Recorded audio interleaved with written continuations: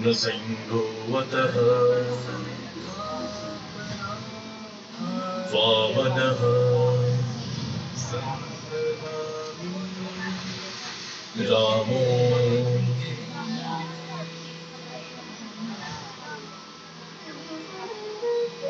रामश्च चतुर्दशः। अर्जुन के सीधे संशय के बाद भगवान ने उसे ध्यान योग के बारे में इस प्रकार बताया। श्रद्धावान, खोजी और इंद्रियों को जीत चुके व्यक्ति को ही ज्ञान प्राप्त होता है, और ज्ञान प्राप्त होने के बाद उसे शीघ्र ही परम शांति मिल जाती है। हे कृष्ण, आपने कर्मों से संन्यास की और फिर कर्मों के योग की भी प्रशंसा की।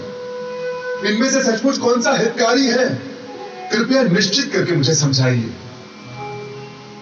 अर्जुन, अपना उद्धार अपने आप ही किया जा सकता है। स्वयं को कभी गिराना नहीं चाहिए। हम अपने मित्र भी स्वयं ही हैं और स्वयं ही अपने सबसे बड़े शत्रु भी। जो बहुत खाता है, ना तो योग उसे मिलता है और ना ही उसे जो बिल्कुल नहीं खाता। ना ही बहुत सोने वाले को मिलता है और ना ही बहुत जागने वाले को। जो यथा योग्य खाता है, जो यथा योग्य पैदल चलकर विहार करने आता है, कर्म में यथा योग्य प्रयास करता है, जितना सोना चाहिए उतना सोता है, जितना जागना चाहिए उतना जागता है, ऐसे योगी का योग ही दुखों का नाश करता है। यही तो विलक्षणता थी श्री भगवान के उद्गारों की, जिसमें जीवन के प्रत्येक पहलू की बात समाहित थी। परंतु अर्जुन ने फिर एक प्रश्न किया। कृष्ण, मन चंचल तो होता ही है, वो शक्तिशाली और कठोर हतादाई भी है।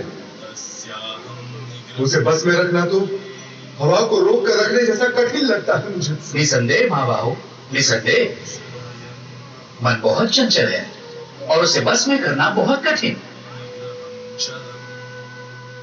किंतु कौन्ते, अभ्यास और वैराग्य से इस चंचल मन को भी वश में किया जा सकता है। इस तरह श्री कृष्ण ने अर्जुन को आश्वस्त किया। वो मूर्ख लोग मेरा तिरस्कार करते हैं, मेरा महत्व घटाते हैं, जो ये समझते हैं कि ये समस्त भूत प्राणियों का महेश्वर और अजन्मा मैं इन सभी कार्यों को करने के लिए इस मानव देह पर आश्रित हूं। वो मेरे परम भाव, मेरे परमात्मा तत्व को न जानते हैं न पहचानते हैं। किंतु मैं पत्र, पुष्प, फल, जल, जो कोई भी मुझे भक्ति भाव से अर्पित करता है, मैं ऐसे भक्त का हर उपहार बिना किसी भेदभाव के स्वीकार करता हूं। ये सब जो आपने मुझे बताया है केशव, उसे मैं 100% सच मानता हूं।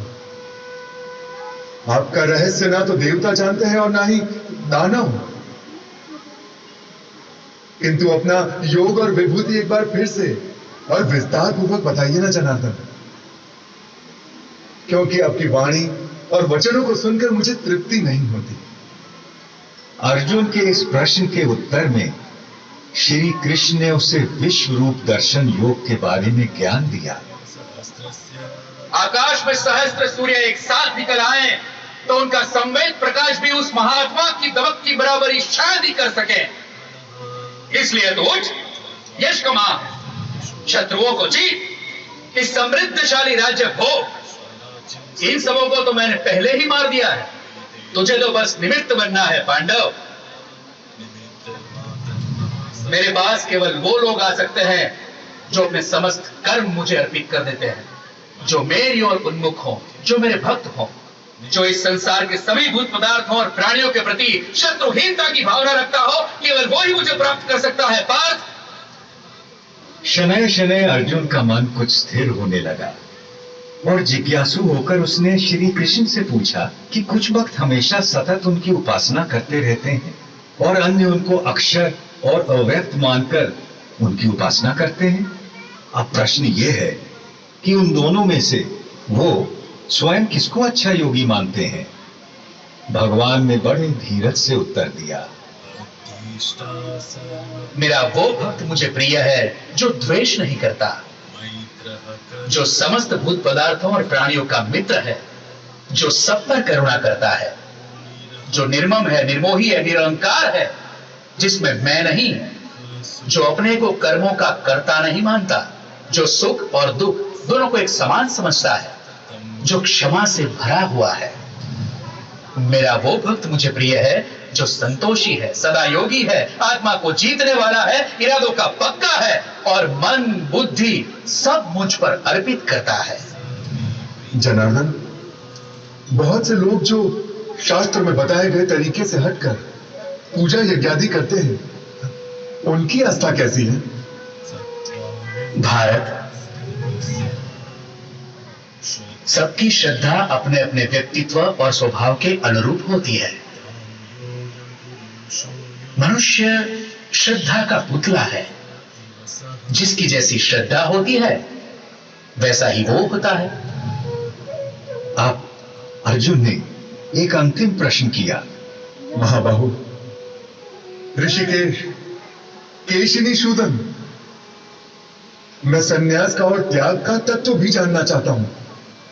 इनमें से सचमुच कौन सा हितकारी है, यह भी समझना है मुझे। कवि, मेधावी और विद्वान एक बात अच्छी तरह से जानते हैं कि सन्यास उन कर्मों का परित्याग है जो फल की कामना से किए जाते हैं, और दूसरे विवेचक सभी कर्मों के फल के त्याग को ही त्याग मानते हैं। सात्विक कर्ता वो है जिसमें आसक्ति नहीं होती, जो अहमवादी नहीं होता, जो धैर्य और उत्साह से भरा होता है, जो काम के पूरा होने ना होने में, सिद्धि असिद्धि में भी निर्विकार रहता है। इसलिए हे पार्थ, तू सभी धर्मों का त्याग करके मेरी शरण में आ, मैं तुझे सब पापों से मुक्त कर दूंगा। तू शोक मत कर। पांडव श्रेष्ठ महाबाहु अर्जुन। अच्युत, आपकी कृपा से मेरा भ्रम नष्ट हो गया है, स्मृति वापस लौट आई है, संदेह दूर हो गए हैं, और अब मैं दृढ़ हूं कि अब से आपका कहा करूंगा।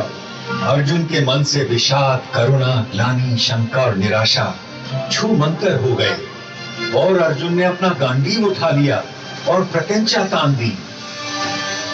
अब महाभारत होने को कोई नहीं रोक सकता था।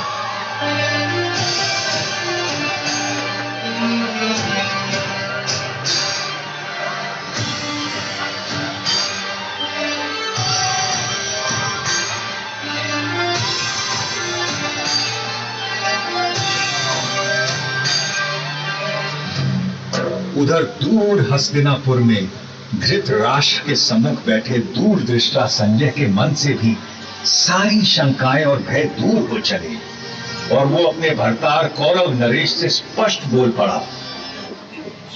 जहां योगेश्वर श्री कृष्ण, धनुर्धर अर्जुन, वहीं लक्ष्मी हो, वहीं विजय हो, वहीं कल्याण हो, वहीं अचल नीति का व्यवहार हो।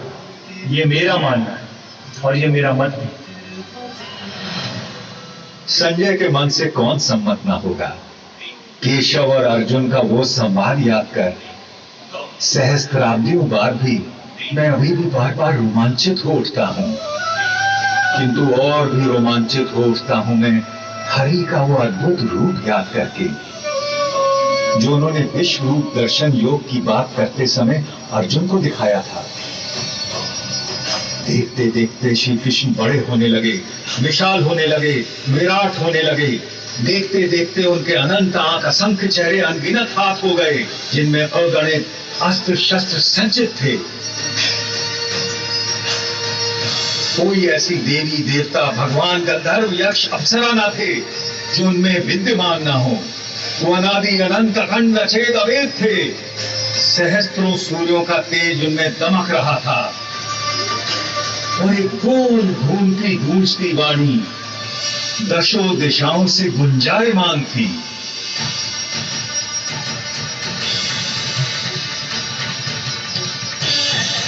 मैं अक्षर हूँ, अनिर्देश्य हूँ, अव्यक्त हूँ, सर्वज्ञ हूँ, चिंतन से परे कूटस्थ हूँ, अचल हूँ, ध्रुव हूँ। मैं ही भूतों के भीतर स्थित आत्मा, उनका निजित्व, उनका अपनापन हूँ।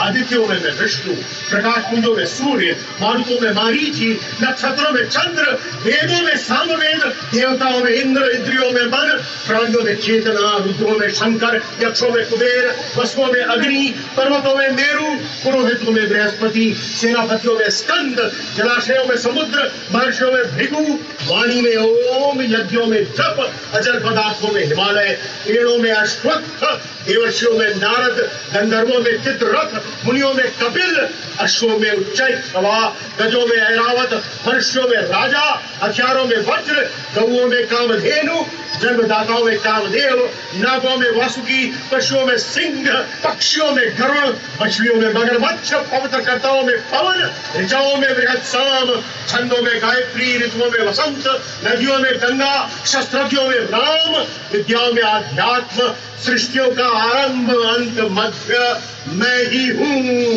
कभी समाप्त होने वाला काल भी मैं हूँ पार्थ, सबका हरण करने वाली मृत्यु मैं हूँ, तो भविष्य में होने वाले जन्मों का कारण भी मैं ही हूँ। मैं विश्वतोमुख हूँ, ये पूरा विश्व मेरा मुख है।